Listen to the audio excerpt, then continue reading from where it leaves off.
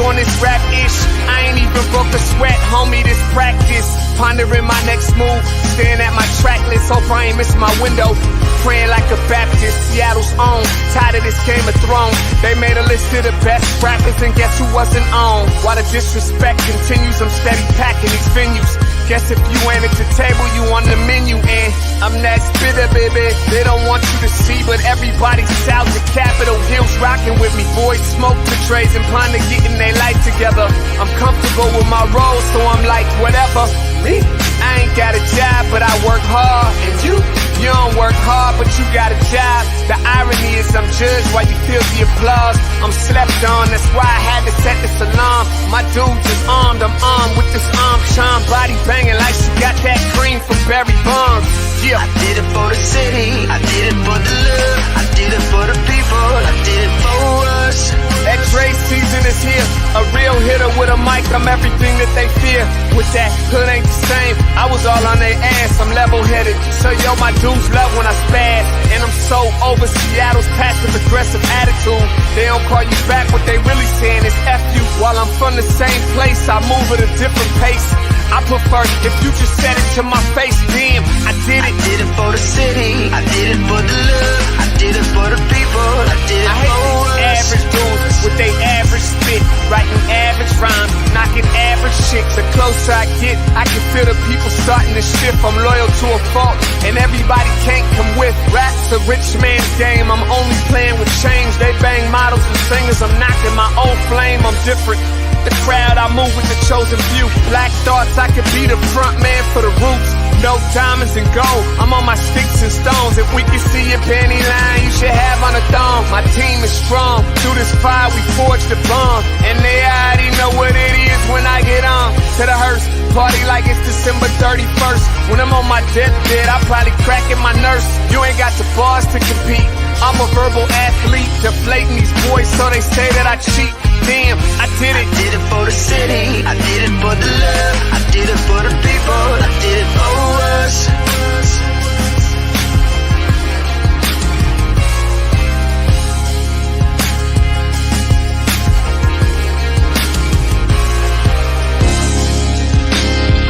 Yeah. I should probably start by apologizing for the long wait, man. You know, I know I be tripping. But I'm not just a rapper, I'm an artist. And, you know, my creative process is a little bit different than most. Nonetheless, I want to welcome everybody out to the Dre's Experience. I got TCF in the building. My whole camp's here with me. I got the band in here laying this cool-ass vibe. And I'm Seattle's own. Let's get into it. Welcome, everybody. Happy Tuesday to all of you out there. Welcome to the Morning Update Show. I'm your co-host, Trey Holiday, and we got a nice show lined up for you all today. As always, y'all got to bring in my guy, my co-host with the most, Big O. Good morning, Big O. Trey Holiday. Hey. Good morning. How are you? I'm well. How are you, my friend? I finally got a haircut. Yeah, you look great. Yeah, I'm gonna venture out on the set without a hat today. There you go. Looking nice. Oh, but you know, I'm trying.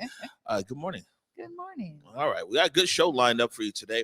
We're joined by Justin Carter, publisher of CapitolHillSeattle.com. We got lots of news and headlines from around D3, that's Capitol Hill, our very own Central District, Montlake, Blesshire, and a few other places. And so he's going to bring us up to speed there. Also, we went into the archives. We're going to talk about this here in a second. Went into the archives, and a year ago, I interviewed Stephanie Johnson Tolliver about the Black Heritage Society, State of Washington, about how King County got its name. It's real interesting here because it looks like somebody has a problem with King.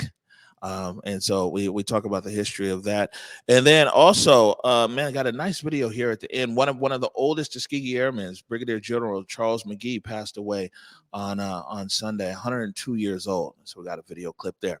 All right. Good morning, everybody. Welcome to the Morning Update Show. Want to remind you that right now is the perfect time for you to tag and share the stream. Go ahead and tag and share the stream with people you feel would appreciate culturally relevant news and information emanating from right here in the Emerald City. Want to give a big shout out to our partners over at the South Seattle Emerald and KBCS 91.3 over at Bellevue College. Also want to remind everybody that you can listen to the Morning Update Show anywhere that you listen to your favorite podcast. We got SoundCloud, Spotify, Google, iTunes. All you have to do is search Converge Media Network. Also want to remind everybody, we got a link going in right there from Salman. He's putting it there from Public Health, Seattle, King County. If you want to get vaccinated, if you need a booster shot, if you want testing information, or if you need to get a test, or if you have questions, if you're vaccine hesitant, you know what I'm saying? It's a lot of people, and the hesitancy continues to grow. That's fine. We got space and grace. You know what I'm saying? But there's one link there. You can get a lot of questions answered there. And we're actually going to have a special, I think, next week or the week after, really talking more about COVID and kind of this rift that's there, not only in our community, but lots of communities across the country for different reasons, of where people were like, I don't really want the vaccine.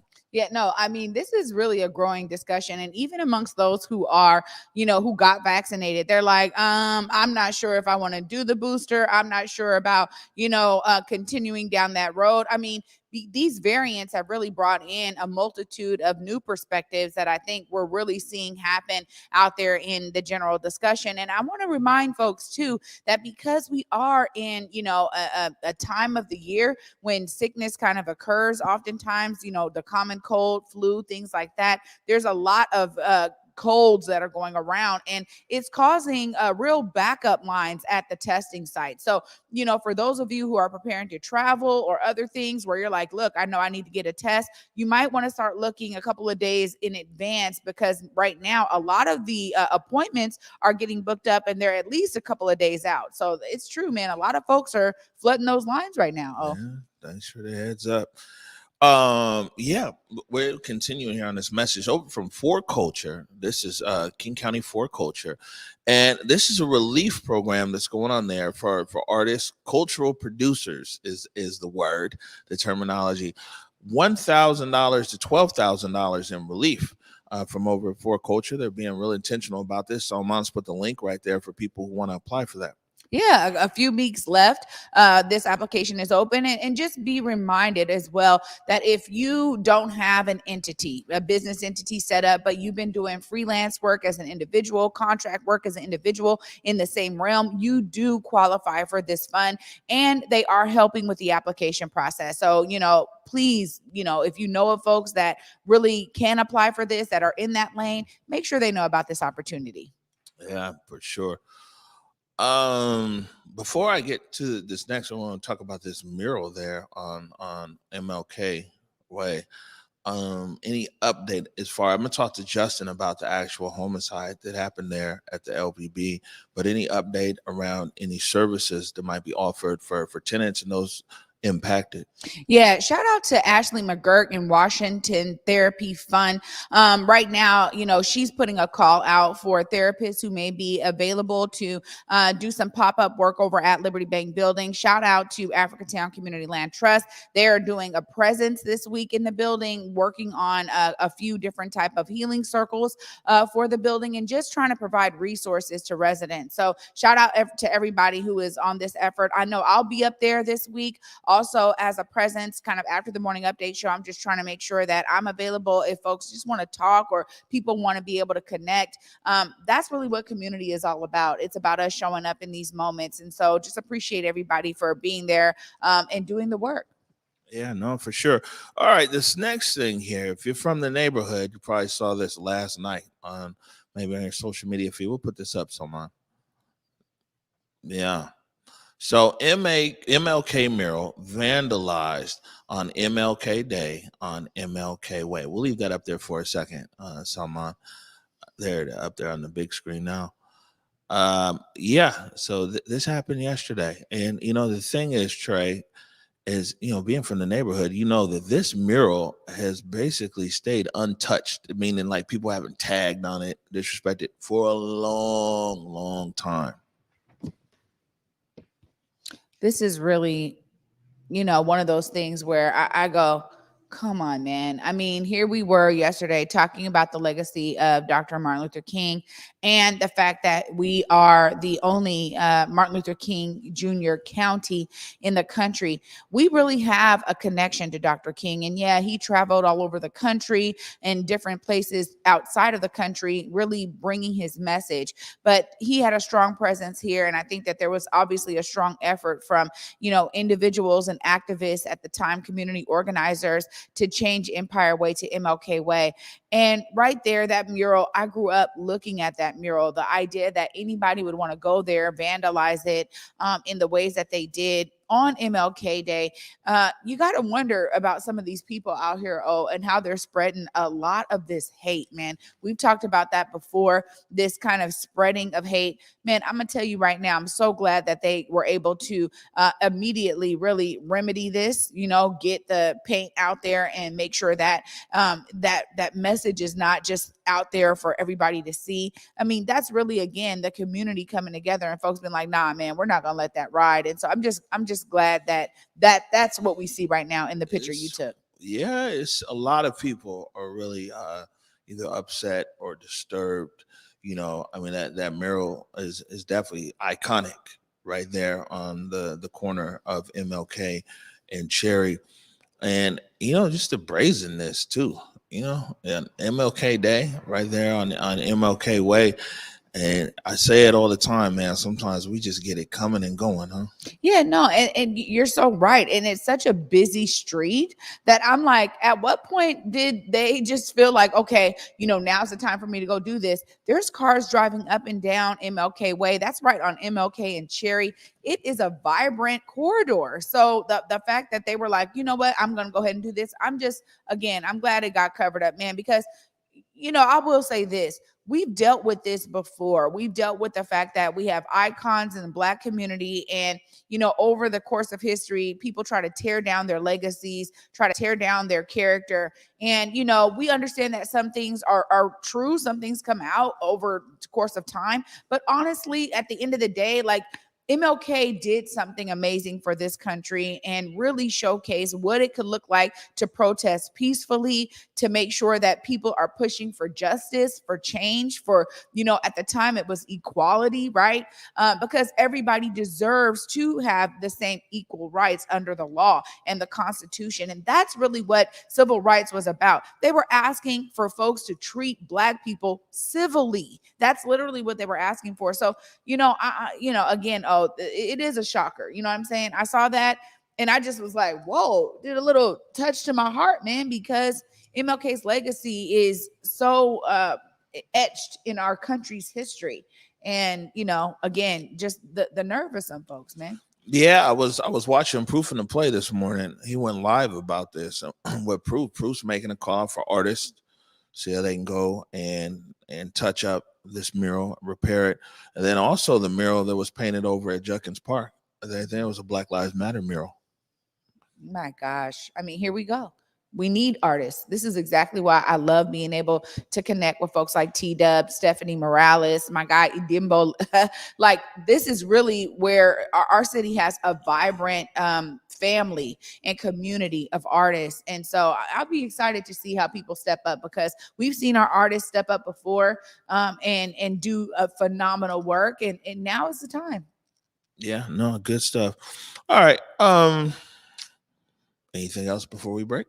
You know what? I'm excited to get into this discussion that you're going to have with Justin. I love to being able to sit on the sidelines and watch you guys dive in. There's always some great stories Justin comes with. So looking forward to the next section. Oh, I think I got a handcrafted motion graphic up there. It is Justin Carter, publisher, Capitol Hill, Seattle.com. Coming up next. You're watching the Morning Update Show.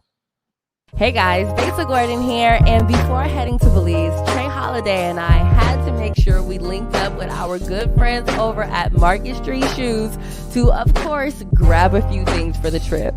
From bags to socks, shoes, sunglasses, earrings, and more. Before going on any trip, make sure you stop at Market Street Shoes. Trust me, you'll find just what you need to make your trip not only enjoyable, but fashionable.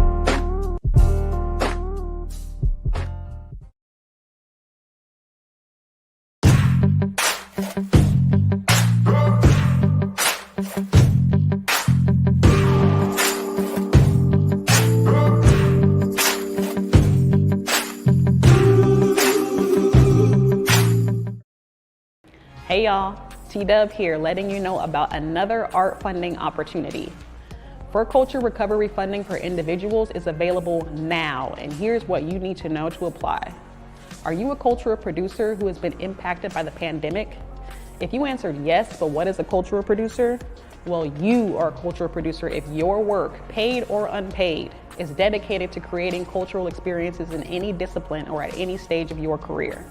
Some examples include exhibit designers, museums educations, archivists, restoration professionals, curators, history researchers, artists, of course, and more. And understanding the grant language can sometimes feel exclusive to specific people. Using terms like cultural producer is one of the ways For Culture seeks to broaden its scope of applicants. In other words, this funding is for you. And look, the application fatigue is real. I get it, they get it. But the For Culture staff is here to walk you through it. They have grants from $1,000 to $12,000, so please don't miss out. The deadline to apply is Wednesday, February 2nd. Head to forculture.org/recovery to get information on virtual group workshops, application support, language translation, and more.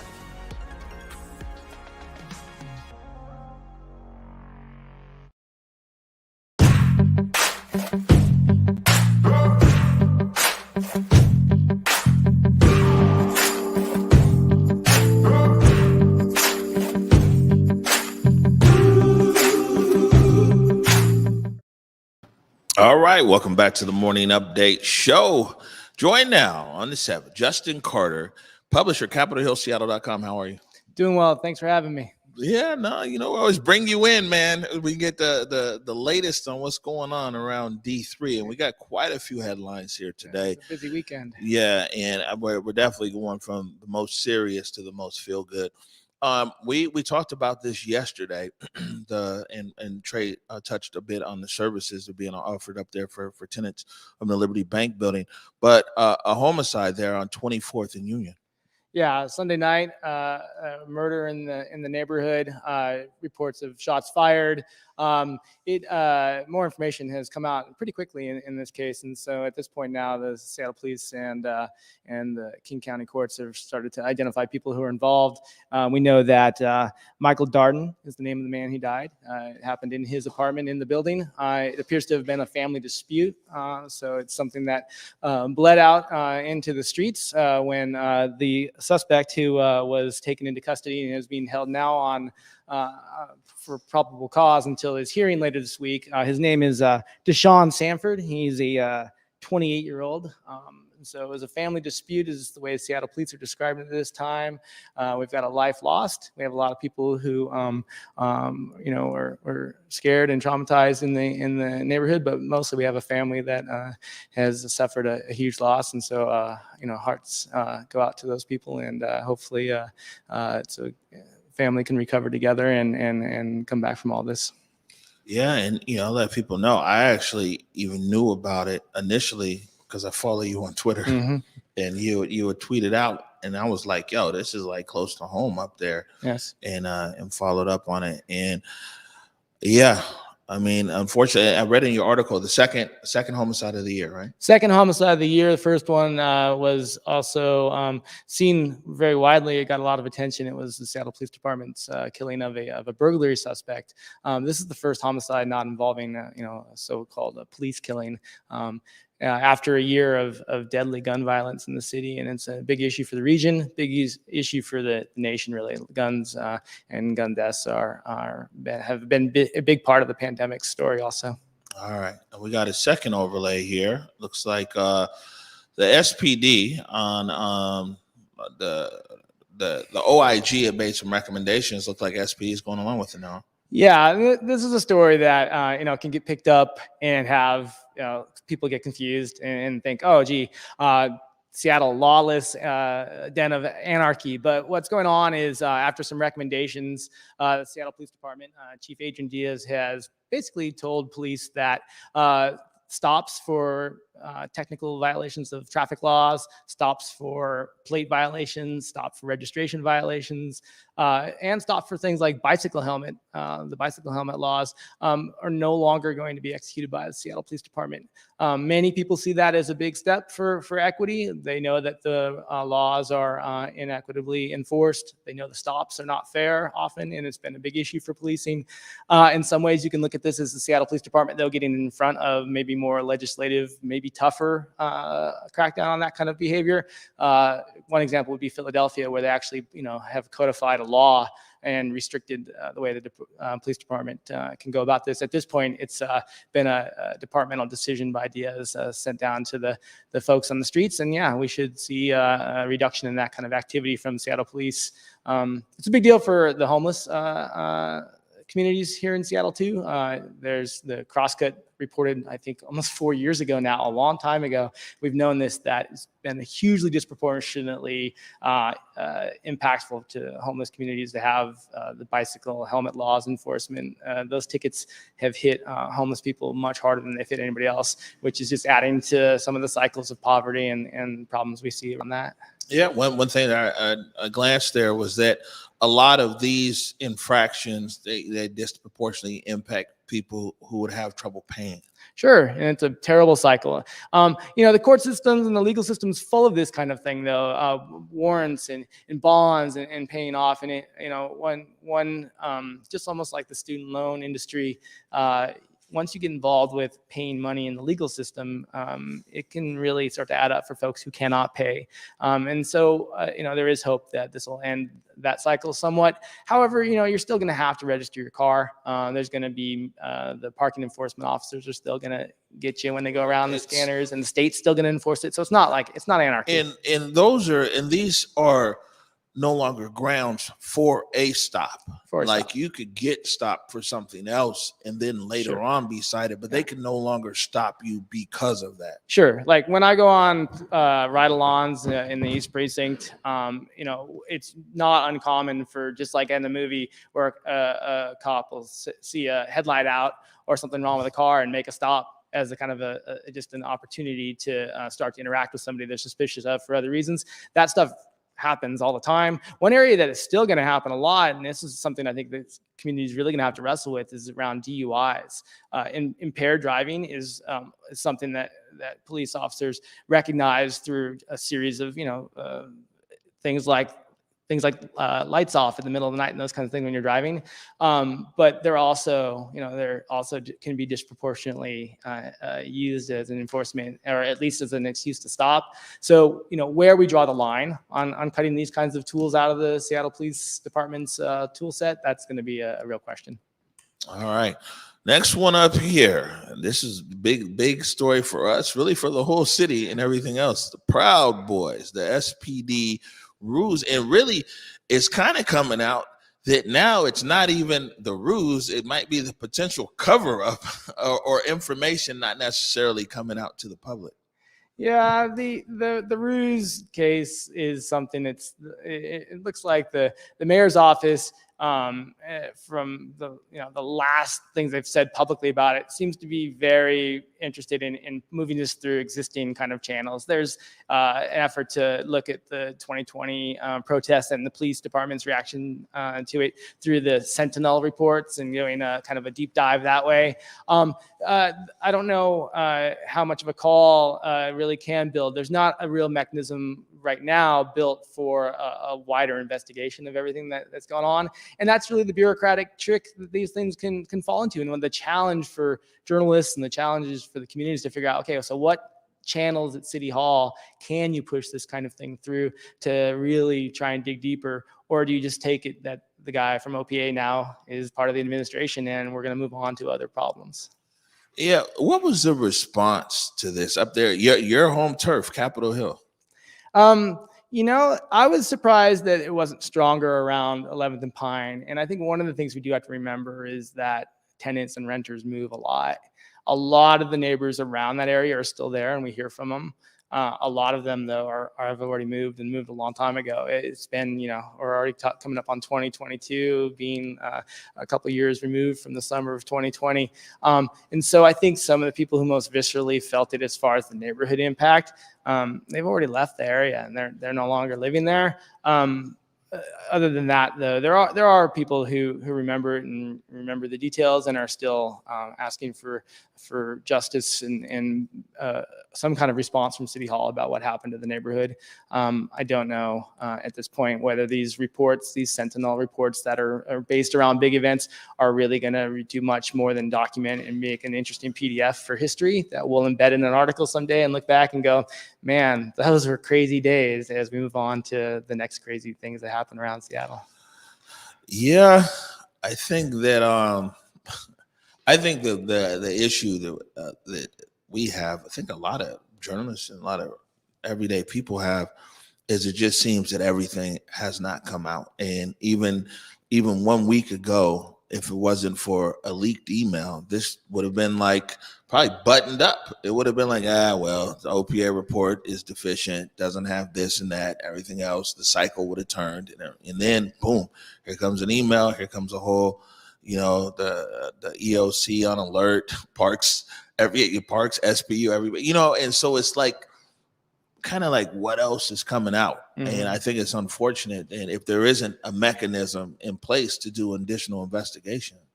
Yeah. And so I guess from our part, from the media's part, there are still documents now to request. I think everyone got a better sense of the framework for how this ruse worked, and that will probably present an opportunity for, and I'm sure a lot of these requests have already been made. The other opportunity is people. There are people who talked and who that testimony. It's funny how much of history is going to depend on the right people saying the right things. And I think even through some of the things we saw around, like say Donald Trump, we find out it doesn't really even matter if someone is willing to talk and reveal that.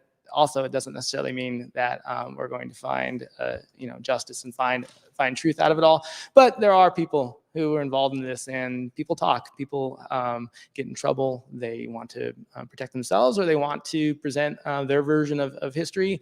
And so there's also that opportunity, I think, as we move forward. But yeah, there's not the stones to be unturned are. They're not big ones, the little rocks here and there. Maybe someone will turn over the next big rock, but it feels like more it's going to be a lot of kind of pebbles as we move forward and trying to figure out if there's more that we can bring out into the daylight. Yeah, no, it's wild. I mean, it's definitely not over with. We'll see what happens. Capitol Hill, your beat that has one of the highest population densities here in the city of Seattle. Lots of apartments. We'll put this slide up here. Mayor Harrell announced last week that he's pushing the moratorium forward until Valentine's Day. Yeah, so this is an extension of a moratorium, or an eviction moratorium that's been extended already several times. First by Mayor Durkin. As cities buy time, they're putting these moratoriums into place because of people's inability to pay rent during the pandemic restrictions. How we stop and move off of a moratorium is, I think, the big question. Seattle is often positioned as waiting to see how it happens in other big cities. I'm not sure that's exactly what's going on, but that is one easy narrative, as New York, has ceased theirs, and we're looking at the results. It's not clear, if there's going to be a massive wave of evictions. It doesn't feel like that. A lot of people have been able to pay. Other landlords have received support and aid. Tenants have received some support and aid. So I think what everyone's hoping is that mix of all this kind of wild safety net is there, and that in the end, it's not a massive crisis when we finally lift this, and they're trying to do a soft end. Yeah, I think that, they got this federal money too, and they're not, what I kind of get is they want to spend all that money here, or at least not send it back, and keeping the moratorium going, they're able to exhaust those funds. That's possible. One trick or actual core of budgeting is to make sure you spend what you've been allocated, so you get it again. So that's definitely tried and true by every bureaucracy. All right, let's see here. 22 bars and restaurants to look forward to. Let's talk about something fun. Every year we look ahead and see the restaurant industry around Capitol Hill and the Central District is amazingly robust. If there's one thing about the pandemic we know is we are not going to starve. We have a lot of restaurants. We have a lot of new cafes, and it's funny how many new places continue to open. I've covered a lot of closings, and we've lost a lot of favorites. But more actually are opening because the opportunity is there. It's a business that is sometimes tough for the big companies to scale down to the corner and to scale down to the flavors and things that we want in the neighborhood. So yeah, lots of great things opening in the Central District. It's Midtown Square is going to be amazing, actually, as far as food and drink goes. I mean, you're going to have a Jerk Shack location. You're going to have the new home for the Ray's Donuts shop. You're going to have a new home for the Neighbor Lady Bar. So that's a pretty cool center of activity there at 23rd and Union that's got room for a lot of new neighbors up top. People will be moving in, and also some of the neighborhood restaurants and bars will have a new home, and then a couple new places also opening up. That's pretty cool. All right. And one last one here. We said we were going to end on, we were going to go from serious to feel good. Yeah. There looks like there's a new Black-owned brewery that's opening up. Yeah, you gotta respect. 23rd Ave Brewery knows modern branding. Where's your brewery? It's on 23rd Ave. 23rd Ave Brewery is a group of brothers. Mario Savage is the guy I talked to about their kind of quest to go from hobby brewers to doing the real deal this summer. They're going to be open up at 23rd and Jackson. They've got a really small space that's going to be kind of a walk up where you can go get kegs and bottles filled and get cans and those kinds of things. But yeah, they're going to start making beer. It's going to be Black owned, Black made beer right here in the Central District. They'll join a community of brewers already kind of going. You've got Standard Brewing already in the neighborhood. And then in Capitol Hill, you've got folks like Optimism that are, indie making beer. And then you got the big timers like Elysian and Red Hook going on. So yeah, it's a pretty cool brewing community. The other big deal, of course, coming in the Central District is over on Cherry, where Metier, one of the most well-respected Black-owned breweries in the nation, is opening up a tap room that's going to open up supposedly next month. So that'll be a pretty cool addition to the neighborhood too. We going drinking? Yeah, let's go have some beer. Yeah, look, you're serious just like I am. No, I'm not kidding. Yeah, what time is it? I already know. All right, Justin, man, tell people how they can keep up with you. Yeah, come tune in at CapitolHillSeattle.com 24/7, 365. All right, Justin Carter, thanks for joining us. Thank you for having me. All right, we're going to take a quick break right now. We come back. We're getting in a time machine, and we're just going back to last year when I interviewed Stephanie Johnson-Tolliver of the Black Heritage Society of Washington State about how Dr. Martin Luther King County got its name. You're watching the Morning Update Show.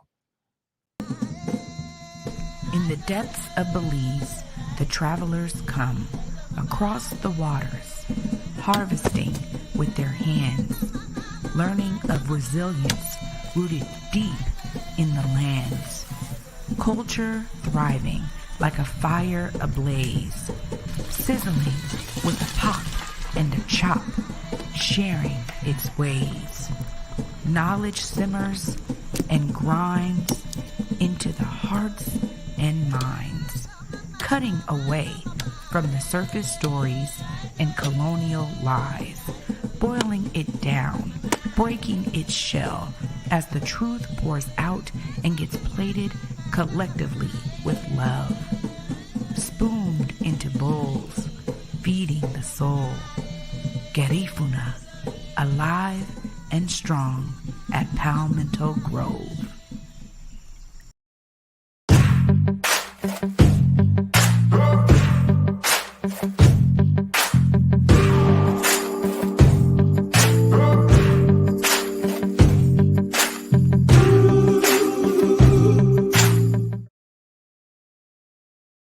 Hey y'all, T-Dub here, letting you know about another art funding opportunity.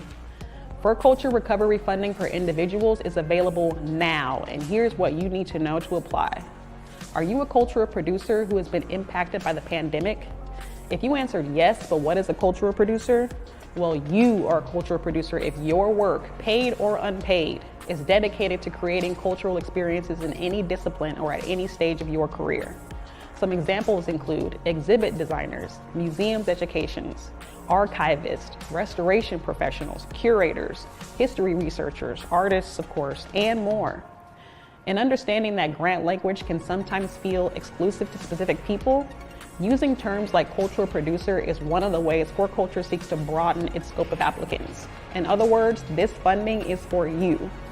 And look, the application fatigue is real. I get it, they get it. But the For Culture staff is here to walk you through it. They have grants from $1,000 to $12,000, so please don't miss out. The deadline to apply is Wednesday, February 2nd. Head to forculture.org/recovery to get information on virtual group workshops, application support, language translation, and more. We invite you to be our guest at Disney's Beauty and the Beast. It's a tale as old as time in a brand new production by the Fifth Avenue Theater. Return to the magic of live theater with one of the most enchanting musicals of all time. Disney's Beauty and the Beast at the Fifth, January 12th to February 6th. Tickets at fifthavenue.org. All right, welcome back to the Morning Update Show. Joined back on the set with Trey Holiday. You know, it's always good. Justin Carter, man, he stays on top of all these headlines. Yeah, it really does. And that's why I really appreciate when he comes in. It's so funny as he's leaving there saying, thanks for being a big fan. But I am, because really these are stories that I don't always get to. I don't get to the Capitol Hill Seattle blog all the time. I don't get to always read up on it. So I love just being able to get these, quick updates, understand what's going on in the city. Yeah, good stuff. All right, so after going up there to MLK and Cherry and seeing this mural there that have been defaced and vandalized, I thought about it. I was like, man, whoever did this, they got a tough road ahead of them, because they in Dr. Martin Luther King Jr. County, the only geographic area in America named after Dr. King or a civil rights icon. So, it's tough here because you got Dr. King's face on the sheriff's car. You got Dr. King's face on the bus. You got Dr. King on anything Martin Luther King County. You got his face everywhere. So for somebody who don't like King, this is really kind of a tough place to be. You're reminded daily. I went back into our archives last year to my interview Stephanie Johnson Tolliver, the Black Heritage Society of Washington State, and she explains how King County got its name. The history of how the county namesake was changed was amazing, and actually took a number of years to get there. It wasn't just an overnight thing. First, with a little bit of history about King County, is that in 1852, the county was originally named for William King. And William King was the vice president to Franklin Pierce. He was pretty low-key guy, but then some things rose to the surface on his reputation about being a slave owner. He owned over 500 slaves. He was a senator from Alabama.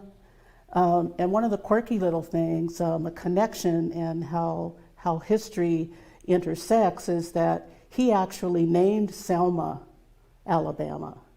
So we all know the history of Martin Luther King and the Selma to Montgomery March. So that's just a little interesting kind of quirky thing. So in 1852, King County is named for William King, the vice president to Franklin Pierce.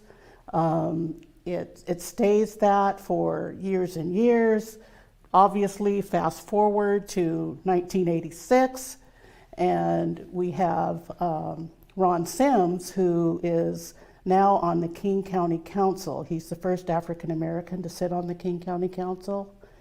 He proposes an idea that the county be named for Martin Luther King.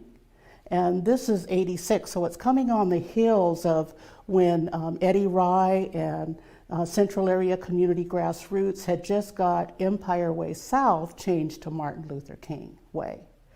So 2 years later, Sims is saying, well, you know what? I think it would be an excellent idea.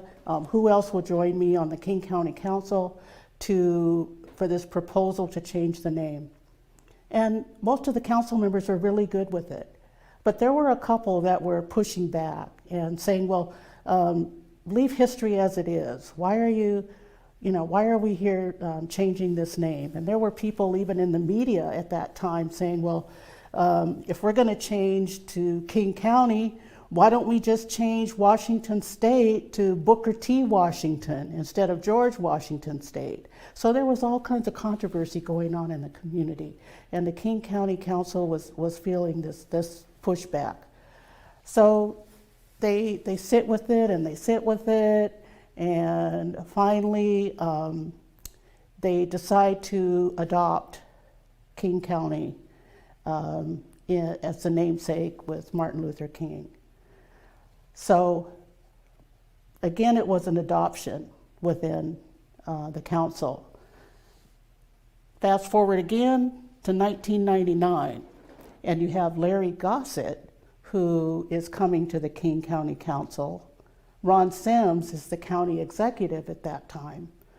So Larry proposes at the council, let's, now that we're King County, let's get a new logo.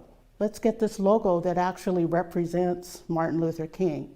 Because prior to that, I don't know if anyone remembers, but the county logo was a crown. And so he was proposing a likeness of Martin Luther King.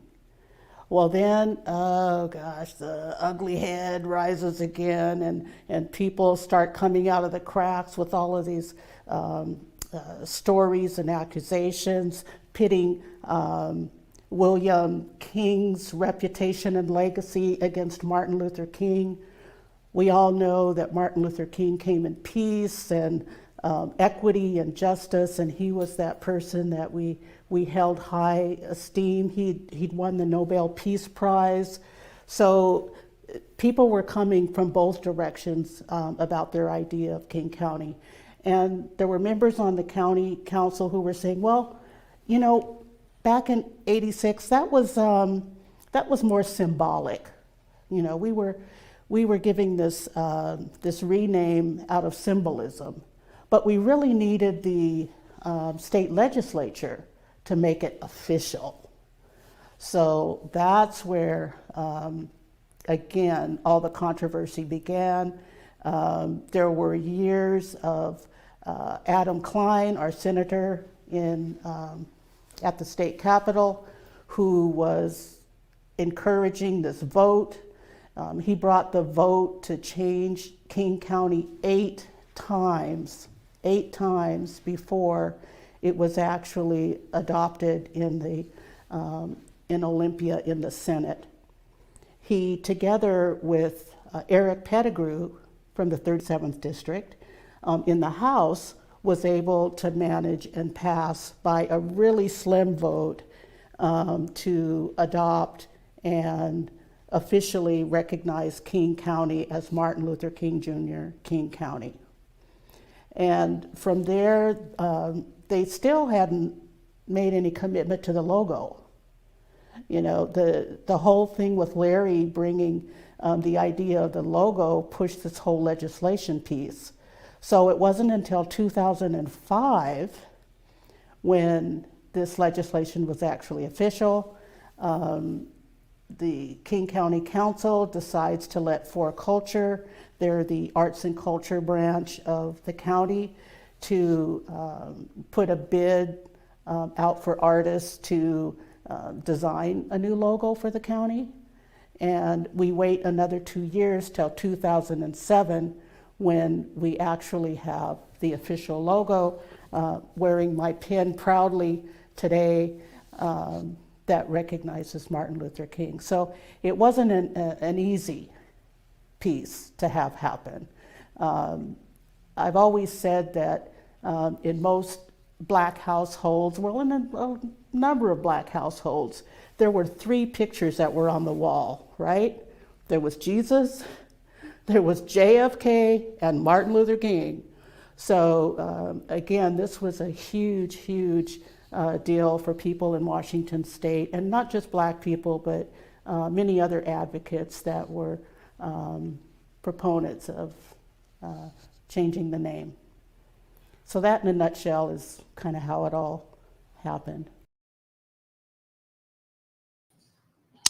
So right there, Stephanie Johnson Tolliver, that was last year in the whole studio, talking about how Martin Luther King County got its name. You know, this is exactly why I love hearing these stories, because you realize that there's so many people that were dedicated to an effort like this. And I really appreciate how she laid the foundation to understand that it wasn't an easy task. This is something that, hey, there was pushback against it. There was maybe some confusion as people had other ideas that were floating in. And it really showcases to me, when we talk about the resilience of some of these ideas happening, the way to get them through to be actual things that take place in our city, it takes a lot of energy, a lot of effort, and a lot of people, man. Hey, you heard it. She said 8 times. State Senator Adam Klein went down there 8 times and introduced it. So yeah, I mean, if people have a problem with Dr. King, man, this is a tough county to be in. Yeah, clearly there's support all around. And I mean, she just said it there too, that, it was multiple households. I mean, Dr. King, in his image and likeness was in a lot of households. I know a lot of households I frequented in my childhood. But the truth of the matter is that, again, it goes back to this amazing legacy. And shout out to everybody who was involved in the effort. And I want to say this now too. It takes me to today when we talk about the things that we're trying to get moved in terms of, equity and justice, reparations, even all of these things that have been introduced time and time again. Knocked down is not the right time. It's not the right time. But what we just saw pass in our last legislative session before this one that's currently going on is it was an effort of a multitude of people to say, yes, we need to reform our police. We need to reimagine what that looks like. And it changes the game when people come together across aisles, across ideologies to say, yeah, when collectively we're doing something that is going to be better for all of us, then, things actually happen. So I just love that. I love that story because it's another example of what it looks like to be doing that work behind the scenes. And sometimes it's like there's a lot of people whose names we'll never know. But the idea is that they actually brought their energy and effort to something like this. And now we get to be the only Martin Luther King Jr. County in the country. Really shows a spotlight on community efforts. I just love that. Yeah, for sure. So yeah, we're gonna follow with proof putting a call out for artists, see what for that and the other mural, those over at Judkins Park. So if they get something organized over there, we'll make sure and let everybody know.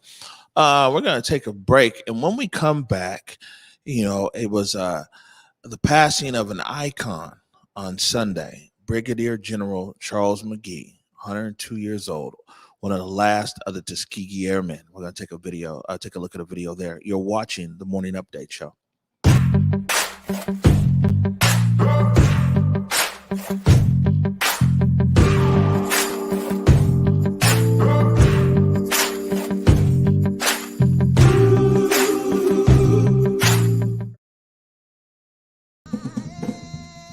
In the depths of Belize, the travelers come across the waters, harvesting with their hands, learning of resilience rooted deep in the lands. Culture thriving like a fire ablaze, sizzling with a pop and a chop, sharing its ways. Knowledge simmers and grinds into the hearts and minds, cutting away from the surface stories and colonial lies, boiling it down, breaking its shell as the truth pours out and gets plated collectively with love, spooned into bowls, feeding the soul. Garifuna, alive and strong at Palmetto Grove.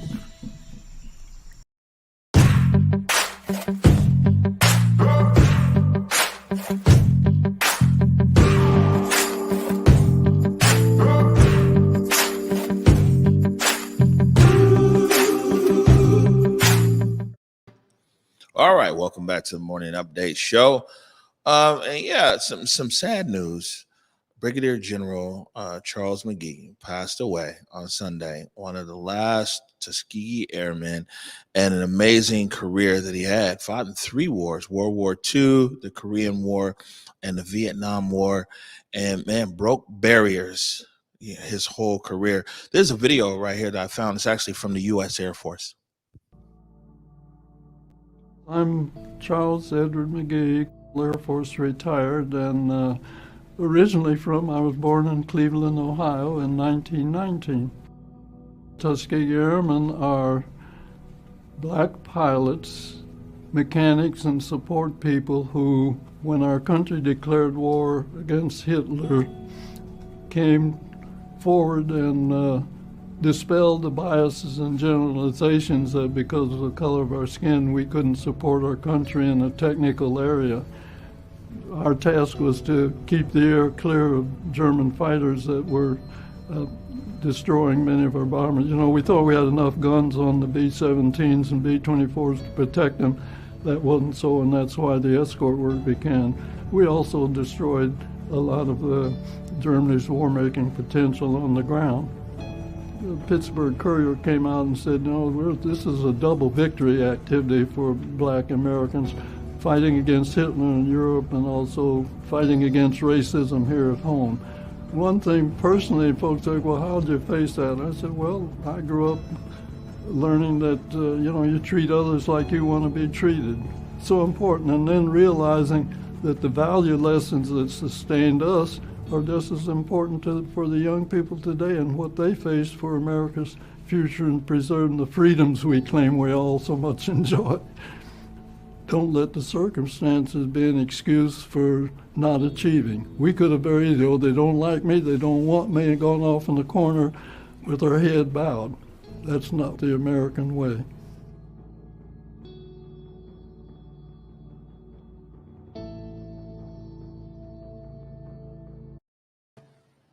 Wow, what an amazing legacy and a strong message about how people at that time in particular, and clearly he and his fleet had that resilience to persist through, layers of hate to say, look, we care about this land. This is our land too. This is our country. We care. We want to do what we can during these wars. And the Tuskegee Airmen is such a good, again, another huge marker of our country's history that it just really warmed my heart to hear from him.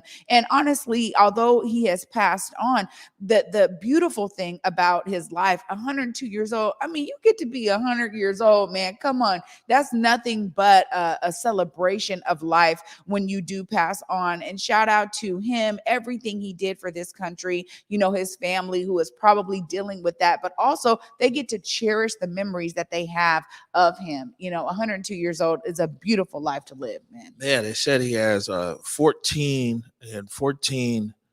grandchildren and one great grand, something like that. So a very, very long legacy there. Brigadier General Charles McGee. The Red Tails, I got to see the original airstrip down there. I went and visited my niece 2 years ago down in Tuskegee, Alabama. She just graduated from Tuskegee University.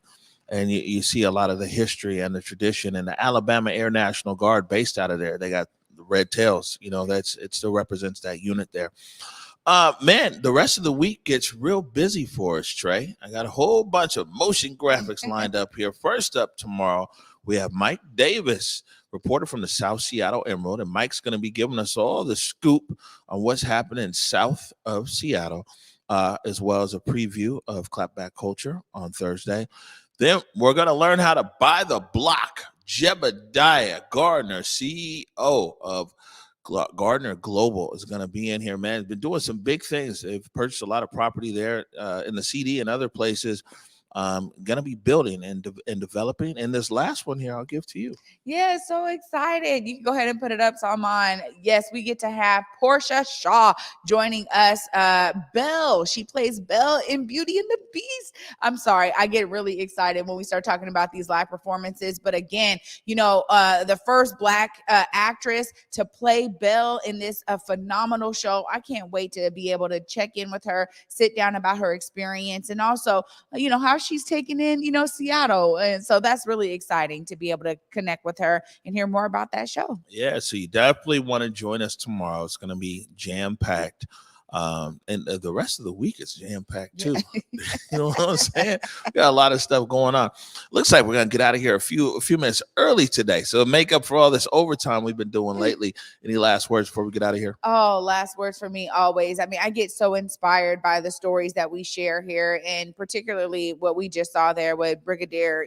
I gotta say, we all can find a way to see ourselves as part of the solution, and just know that it is more than maybe you going to work and going home, or okay, you got family. Sometimes it's just an extension of your time. Maybe it's an hour that you give per week to, be at a shelter volunteering, or maybe go down to a food bank to volunteer, or maybe it's you connecting with a organization, a community organization or nonprofit that you feel is doing great work in your community, and you just want to be able to support the work they're doing. There's so many different ways for you to see yourself as a part of the solution, but clearly the effort that Stephanie Johnson Tolliver talked about in this show right here, with regard to changing Empire Way to MLK Way, it took energy from so many people. And sometimes you may not be recognized as like, oh, this leader of this huge thing, but just know that the energy and effort you put to something in terms of you saying, this is important to me, and I want to see this through with my community members, with my fellow neighbors,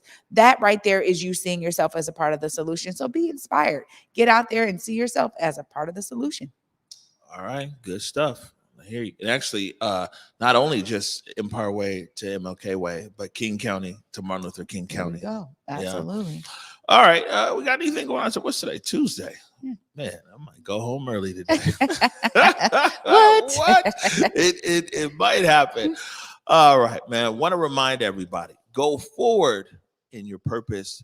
Go forward in your humanity. And until tomorrow at 11 a.m. Peace.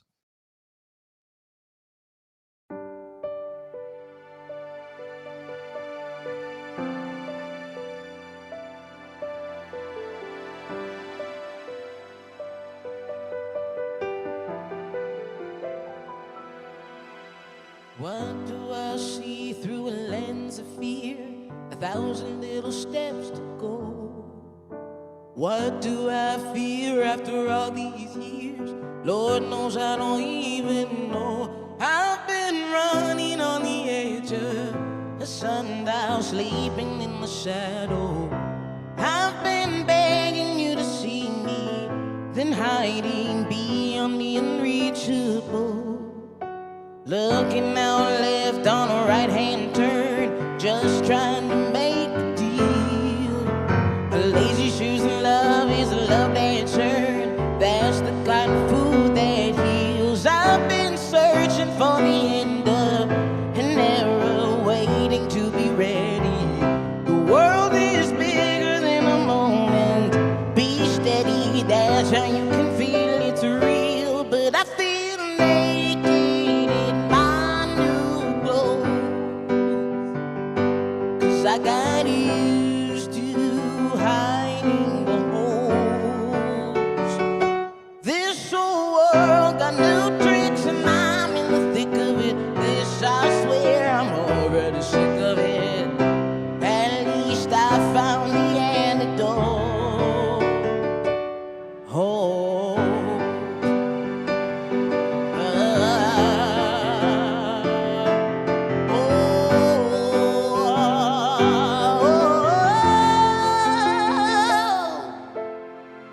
I know no one is a shadow.